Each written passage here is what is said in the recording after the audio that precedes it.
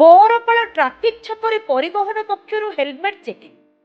ବଅରପାଳରେ ଆଜି ପୂର୍ବାହ୍ନରେ ବଅରପାଳ ଥାନା ସମ୍ମୁଖରେ ଅନୁଗୁଳ ପରିବହନ ଏବଂ ବଅରପାଳ ଥାନା ଅଧିକାରୀଙ୍କ ମିଳିତ ଉଦ୍ୟମରେ 55 ନମ୍ବର ଜାତୀୟ ରାଜପଥ ଉପରେ ଟ୍ରାଫିକ୍ ଦେଇ ଯାତାୟାତ କରୁଥିବା ବିଭିନ୍ନ ପ୍ରକାର ଯାନଗୁଡ଼ିକଟି ପାଇଁ ତଦନ୍ତ ଚାଲିଥିଲା। ଯାଞ୍ଚ ବେଳେ 49 ଜଣଙ୍କୁ ଇ-ଚାଲାଣ, 5 ଜଣଙ୍କର ସିଟ୍ ବେଲ୍ଟ, ଜଣେ ଗାଡ଼ି ଚାଳନା ବେଳେ ମୋବାଇଲରେ କଥା ହେବା ଏବଂ 42 ଜଣ ବାଇକ୍ ହେଲମେଟ୍ ପିନ୍ଧିନଥିବା କାରଣରୁ ମୋଟ 2,90,000 ଟଙ୍କାର ଦଣ୍ଡ ପଡ଼ିଛି। ଏଥିସହ 2 ଜଣଙ୍କର ବାଇକ୍କୁ ଜବତ କରାଯାଇ ବଅରପାଳ ପୋଲିସକୁ ଜିମ୍ମା ଦିଆଯାଇଛି।